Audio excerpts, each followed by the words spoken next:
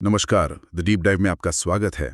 सबसे पहले एक ज़रूरी सूचना, आज के सभी विषयों की पीडीएफ के लिए डिस्क्रिप्शन में दिए गए हमारे टेलीग्राम चैनल के लिंक को ज़रूर फॉलो करें। आज 9 दिसंबर 2025 के कुछ महत्वपूर्ण करंट अफेयर्स पर हम नज़र डालेंगे। ये भाग 1 है और ये खास तौर पर यूपीएससी की तैयारी करने वालों के लिए प्रासंगिक है। हो सकता है कि इनमें से कुछ विषयों पर हम पहले भी बात कर चुके हों, तो इसे एक अच्छा रिविजन भी समझ सकते हैं। आज की चर्चा का दायरा काफी बड़ा होने वाला है। हम ब्रह्मांड के सबसे बड़े धागों से लेकर भारत की खुफिया ग्रिड तक कई अलग अलग विषयों को समझेंगे। तो चलिए शुरुआत करते हैं अंतरिक्ष विज्ञान से। हाल ही में ऑक्सफोर्ड विश्वविद्यालय के शोधकर्ताओं ने लगभग 5 करोड़ प्रकाश वर्ष लंबे एक कॉस्मिक फिलामेंट का पता लगाया है। ये सुनने में इतना विशाल लगता है। ये कॉस्मिक फिलामेंट आखिर हैं क्या? जी, ये ब्रह्मांड के कॉस्मिक वेब में सबसे बड़े धागे हैं। आप इसे एक मकड़ी के जाले की तरह सोच सकते हैं। ये आकाश गंगाओं और डार्क मैटर से बनी विशाल धागे जैसी संरचनाएं हैं। अच्छा। और ये एक तरह का ब्रह्मांडीय ढांचा बनाती हैं। एक एक फिलामेंट करोड़ों प्रकाश वर्ष तक फैला हो सकता है। तो मतलब ये एक तरह से आकाश गंगाओं की नर्सरी है। बिल्कुल, इन्हें आकाश गंगाओं की नर्सरी भी कहा जा सकता है, जहां वे गैस को इकट्ठा करके नए तारों का निर्माण करती हैं। तो फिर ये बनते कैसे हैं? मतलब क्या ये हमेशा से थे? नहीं, इनका निर्माण गुरुत्वाकर्षण की वजह से होता है। गुरुत्वाकर्षण ही गैस, डार्क मैटर और आकाशगंगाओं को लंबे पतले धागों में खींचता है। ओके। आप इन्हें एक तरह का हाईवे समझ सकते हैं, जिस पर गैस और छोटी आकाशगंगाएं बड़े समूहों की ओर बहती हैं। तो इसका मतलब है कि हमारे ब्रह्मांड की संरचना को समझने के लिए इनका बहुत ज्यादा महत्व है ना? बिल्कुल, ये फिलामेंट्स ही तय करते हैं कि आकाशगंगाएं कहाँ बनेंगी, वे कितनी तेजी से बढ़ेंगी और अरबों वर्षों में उन्हें कितनी ताज़ा गैस मिलेगी। ये बुनियाद है। कमाल है। अच्छा, अब अंतरिक्ष से धरती पर आते हैं और पर्यावरण से जुड़ी खबर देखते हैं। हाल ही में झारखंड के जमशेदपुर में एक जूलॉजिकल पार्क में 10 काले हिरणों की मौत हो गई है। इसका संदिग्ध कारण हेमोरेजिक सेप्टिसीमिया बताया जा रहा है। ये बीमारी क्या है? देखिए, इसे पास्चुरेलोसिस भी कहते हैं। ये पास्चुरेला मल्टोसिडा नाम के बैक्टीरिया से होती है। अच्छा। ये मुख्य रूप से मवेशियों और भैंसों की एक बहुत गंभीर बीमारी है और इसमें मॉर्टैलिटी रेट मतलब मृत्यु दर बहुत ज्यादा होता है। तो ये फैलती कैसे और इसके लक्षण क्या होते हैं? ये दूषित भोजन या पानी से या सांस के जरिए भी फैल सकती है। इसके कीटाणु नम और जल भराव वाली जगहों पर ज्यादा समय तक जिंदा रहते हैं। और लक्षण? लक्षणों में जानवर सुस्त हो जाता है, उसे तेज बुखार आता है, वो खाना छोड़ देता है, गले, सिल और छाती के आसपास सूजन भी आ जाती है। क्या इसका कोई इलाज या रोकथाम का तरीका है? हाँ, इसके टीके उपलब्ध है और अगर बीमारी की शुरुआत में ही नसों के द्वारा एंटीमाइक्रोबियल उपचार दिया जाए तो मृत्यु दर को काफी कम किया जा सकता है। चलिए, ये अच्छी बात है। अब बात करते हैं संस्कृति और अंतर्राष्ट्रीय संबंधों की। भारत दिसंबर 2025 में नई दिल्ली में यूनेस्को की एक बहुत ही महत्वपूर्ण समिति के 20वें सत्र की मेजबानी करेगा। ये भारत के लिए एक बड़ा सम्मान है। सबसे पहले तो ये अमूर्त सांस्कृतिक विरासत क्या होती है? देखिए, यूनेस्को के अनुसार इसमें वे प्रथाएं, ज्ञान, अभिव्यक्तियां और स्थान शामिल हैं जिन्हें समुदाय अपनी सांस्कृतिक पहचान का हिस्सा मानते हैं। जैसे भारत से दुर्गा पूजा, कुंभ मेला या हाल ही में शामिल हुआ गरबा। इसकी सुरक्षा के लिए ही 2003 में एक कन्वेंशन अपनाया गया था, जिसके तहत इस समिति का गठन हुआ। तो इस समिति का मुख्य काम क्या है? इस समिति का काम 2003 कन्वेंशन के जो उद्देश्य हैं उनको बढ़ावा देना है। अच्छा। ये सर्वोत्तम प्रथाओं पर मार्गदर्शन देती है, आईसीएच फंड के उपयोग की योजना बनाती है और यूनेस्को की सूचियों में तत्वों को शामिल करने के अनुरोधों का मूल्यांकन भी करती है। इस समिति की संरचना कैसी है और क्या भारत इसका हिस्सा है? इसमें 24 सदस्य होते हैं जिन्हें 4 साल के लिए चुना जाता है। और हाँ, भारत वर्तमान में 2022 से 2026 तक इस समिति का सदस्य है। बहुत बढ़िया। अब रुक करते हैं विश्व मामलों की ओर। पश्चिमी अफ्रीकी देश बेनिन में हाल ही में एक तख्तापलट की कोशिश को नाकाम किया गया है। चलिए जरा बेनिन की भौगोलिक स्थिति को समझते हैं। बेनिन पश्चिमी अफ्रीका का एक देश है।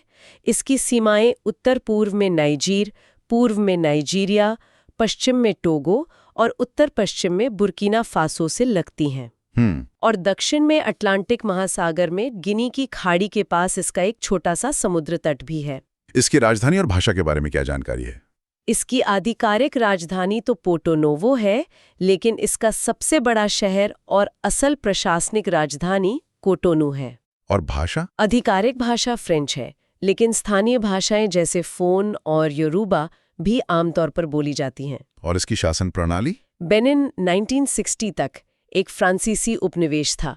अभी वहाँ एक राष्ट्रपति गणराज्य है जहाँ एक बहुदलीय लोकतांत्रिक व्यवस्था है। ठीक है, अब एक और जन स्वास्थ्य से जुड़े विषय पर आते हैं। एक प्रभावी टीके के बावजूद 2024 में खसरे से दुनिया भर में लगभग 95,000 मौतें हुईं। इनमें ज्यादातर 5 साल से कम उम्र के बच्चे थे। ये बीमारी इतनी खतरनाक क्यों है? खसरा मतलब मीजल्स एक बहुत ही संक्रामक और गंभीर हवाई बीमारी है।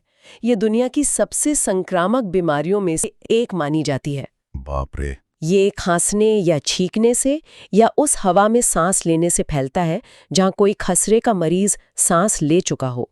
ये वायरस हवा में 2 घंटे तक सक्रिय रह सकता है। इसके लक्षण क्या हैं और सबसे ज्यादा खतरा किसे है? इसके पहले लक्षण होते हैं तेज बुखार, बहती नाक, खांसी और आंखों का लाल होना। कुछ दिनों बाद चेहरे और गर्दन पर दाने निकल आते हैं जो पूरे शरीर में फैल जाते हैं। और खतरा? सबसे ज्यादा खतरा उन छोटे बच्चों और गर्भवती महिलाओं को है जिन्हें टीका नहीं लगा है। भारत में इसकी रोकथाम के लिए क्या व्यवस्था है? देखिए, खसरे का कोई विशिष्ट एंटीवायरल इलाज नहीं है। रोकथाम ही सबसे अच्छा उपाय है, जो एक सुरक्षित और प्रभावी खसरा रुबेला यानी MR टीके से संभव है।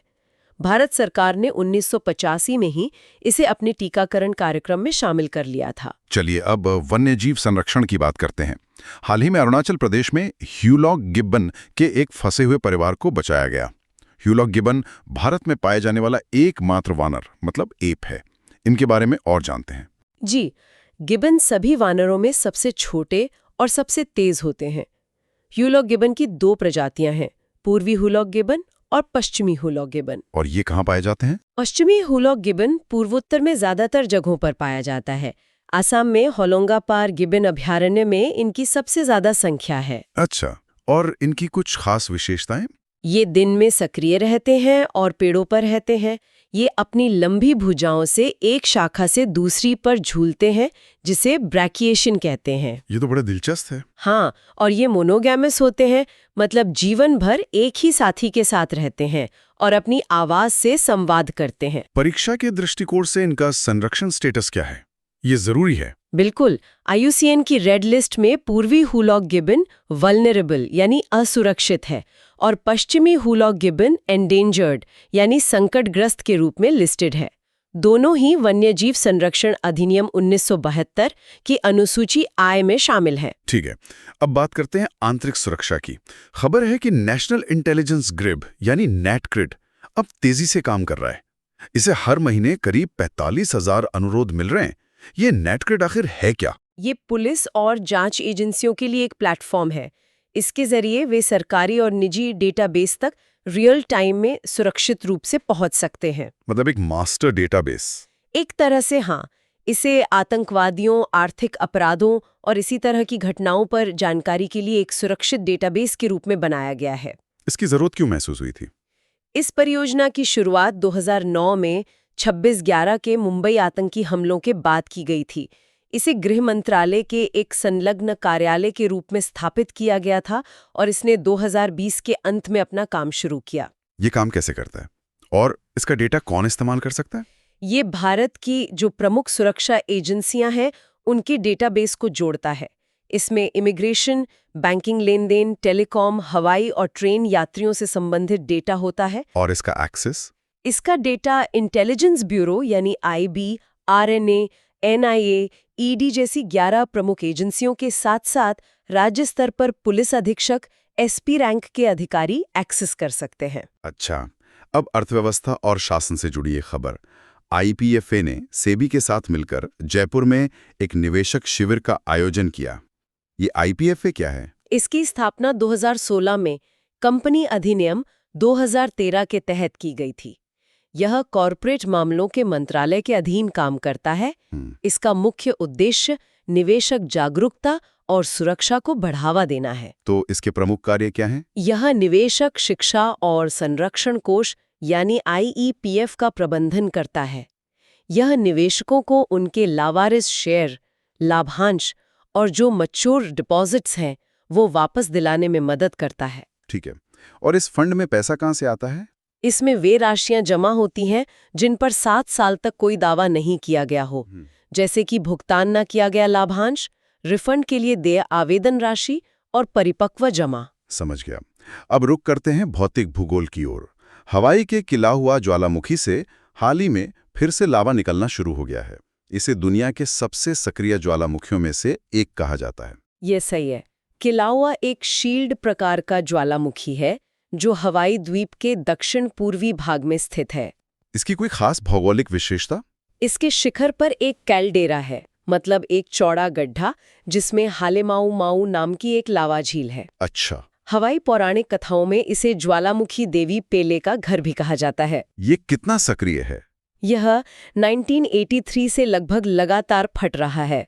हालांकि इसके विस्फोट आमतौर पर गैर विस्फोटक होते हैं और कैल्डेरा के भीतर ही सीमित रहते हैं। चलिए, और आज की चर्चा का आखिरी विषय है रक्षा और बुनियादी ढांचा। रक्षा मंत्री ने हाल ही में बीआरओ द्वारा बनाई गई 125 नई परियोजनाओं को राष्ट्र को समर्पित किया है, जो एक दिन में अब तक की सबसे बड़ी संख्या है। बीआरओ की भूमिका क्या है? बीआरओ यानी सीमा सड़क संगठन भारत की एक सड़क निर्माण कार्यकारी बल है जो भारतीय सशस्त्र बलों को सहायता देती है। इसका गठन 1960 में भारत की सीमाओं को सुरक्षित करने और दूर-दराज के इलाकों में इंफ्रास्ट्रक्चर का विकास करने के लिए किया गया था। और 2015 से ये पूरी तरह से रक्षा मंत्रालय के अधीन है ना? जी बिल्कुल। इसके काम का दायरा कितना बड़ा है? ये 19 राज्यों, 3 केंद्र शासित प्रदेशों और भूटान, म्यांमार और ताजिकिस्तान जैसे पड़ोसी देशों में भी काम करता है। ये दुनिया के कुछ सबसे चुनौतीपूर्ण इलाकों में सड़कें, पुल, सुरंगें और हवाई क्षेत्र बनाता है। इसका नेतृत्व कौन करता है? इसके लिए सीमा सड़क विकास बोर्ड है, जिसके अध्यक्ष प्रधानमंत्री और उपाध्यक्ष रक्षा मंत्री होते हैं। बीआरओ के जो कार्यकारी प्रमुख हैं वो महानिदेशक होते हैं, जो लेफ्टिनेंट जनरल रैंक के अधिकारी होते हैं। और इसका आदर्श वाक्य भी बड़ा प्रेरक है। हाँ, श्रमेण सर्वम, मतलब मेहनत से सब कुछ हासिल किया जा सकता है। तो आज हमने ब्रह्मांडीय वेब के धागों से लेकर राष्ट्रीय सुरक्षा ग्रिड तक और ज्वालामुखी विस्फोट से लेकर सीमा पर सड़क निर्माण तक कई महत्वपूर्ण विषयों पर एक गहरी नजर डाली। आज की चर्चा से एक विचार सामने आता है। हमने नेट ग्रिड जैसे डेटा एकीकरण और बीआरओ द्वारा भौतिक एकीकरण की बात की है। सोचने वाली बात यह है कि भविष्य में सूचना और बुनियादी ढांचे का ये संगम राष्ट्रीय सुरक्षा और विकास को कैसे नया आकार देगा। क्या डिजिटल और भौतिक नेटवर्क का अभिसरण ही अगली सीमा है? इस विचार के साथ हम आज की चर्चा यहीं समाप्त करते हैं। हमारे साथ जुड़ने के लिए धन्यवाद। अगर ये चर्चा आपको जानकारीपूर्ण लगी तो इसे लाइक और सब्सक्राइब करना न भूलें। और याद रखें, पीडीएफ के लिए टेलीग्राम चैनल का लिंक विवरण में है।